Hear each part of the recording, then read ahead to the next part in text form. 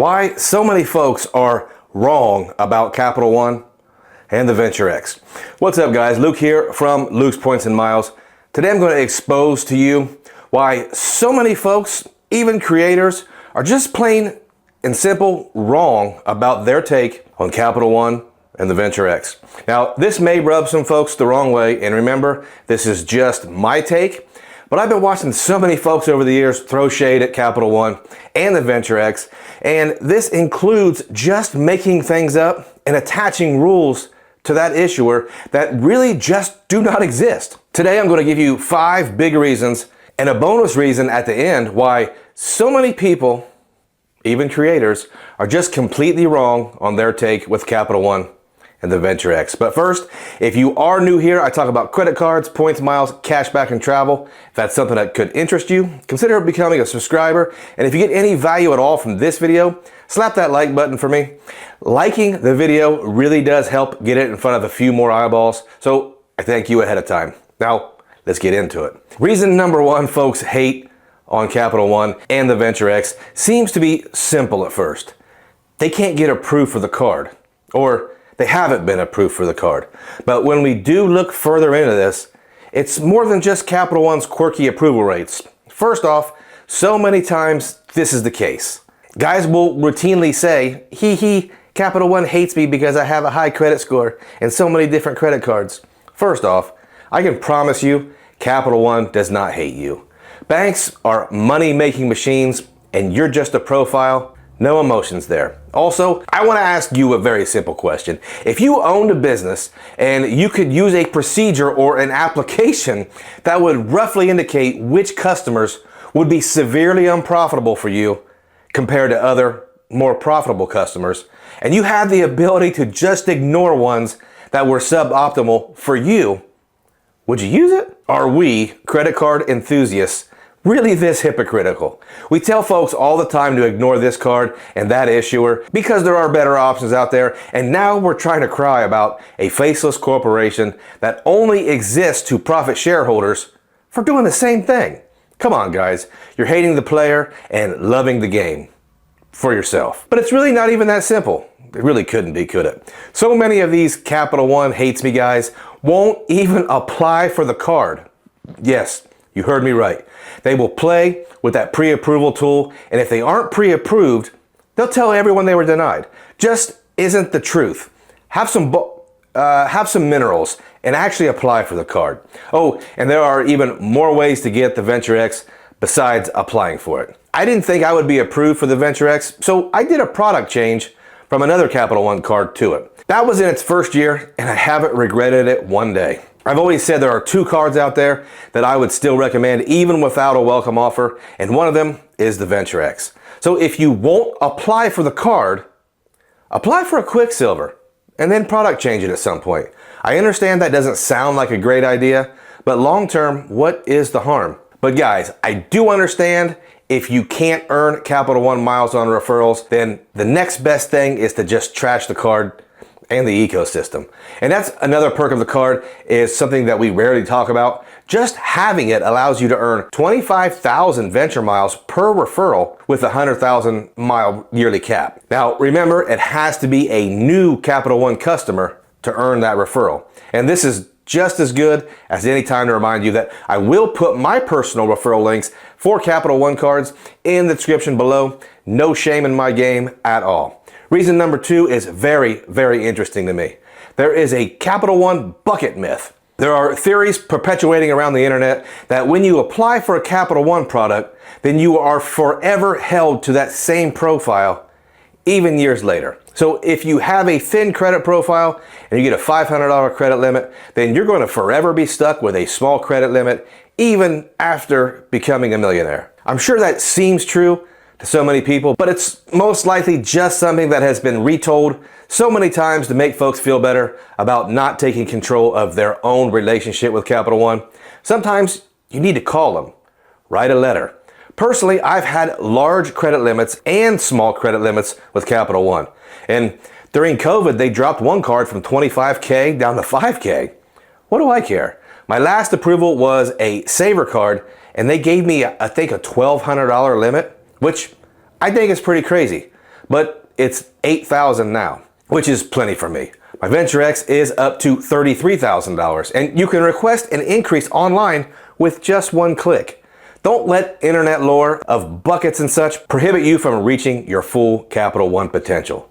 Another Capital One legend that was so strong, even some of their customer service reps were repeating it. There is no limit on how many Capital One credit cards you can have. For so long, everyone said over and over again you could only have 2 cards, and since that was so limiting, then why even initiate a position with Capital One?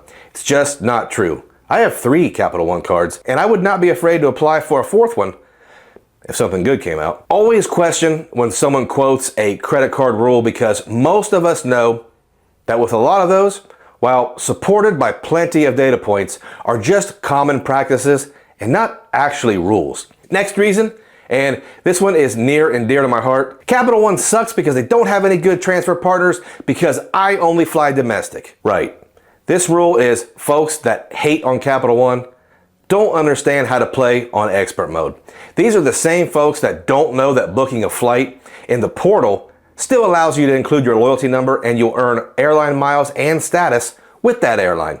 So chalk this one up to just not enough knowledge. Capital One has Aeroplan and Avianca, which are giants in the international Star Alliance scene, but they can also be used to book a good number of United flights. Flying Blue and Virgin, they bring a ton of potential partner flights to Europe, but they can also be used to book Delta. And guess what, guys? It's easier to earn these points, and it's cheaper to book them most of the time.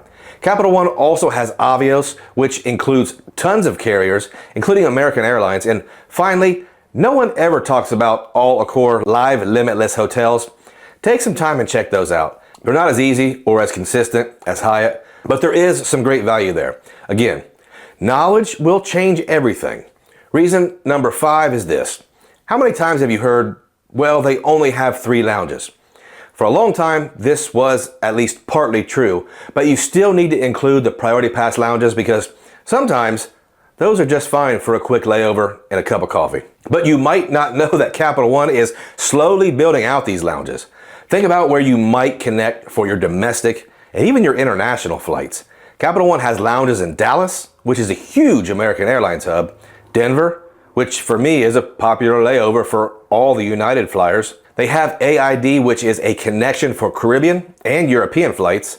There's now a lounge in Las Vegas, which I actually just learned is a great connection for Southwest flights to Hawaii. And soon, JFK will have a lounge, which is my most common connection when I fly to Europe. They also have Capital One landings, which from what I've been told has some seriously amazing food, and they're in LaGuardia and DCA. So guys, that 3 lounge thing isn't holding much water in 2025, but I didn't mention the quality of the Capital One lounges.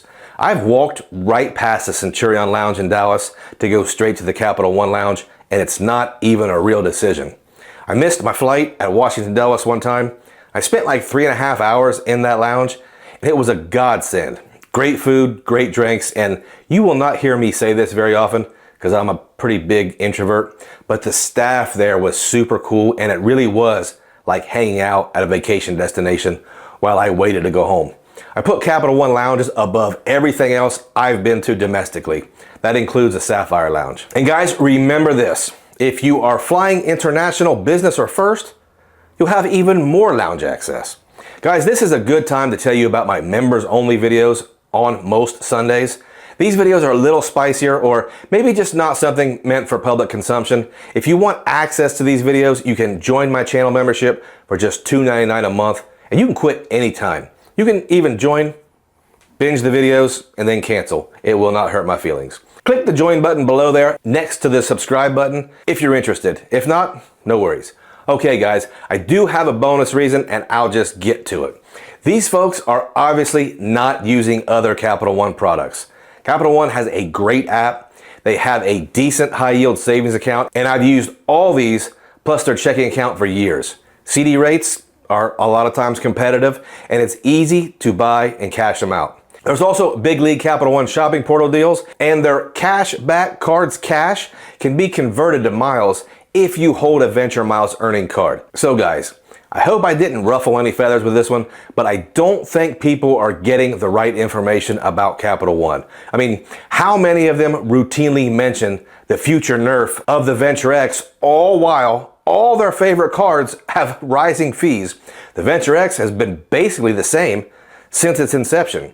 Notice I'm not comparing Capital One to any other issuer. That's for another video, but these are my honest takes, and this is why I am a Capital One customer, and I will continue to be. Guys, that is it for me. I do hope you can distinguish between folks with real experience and folks just trying to get clicks. And if you have stayed around all the way to the end, I appreciate you and I thank you.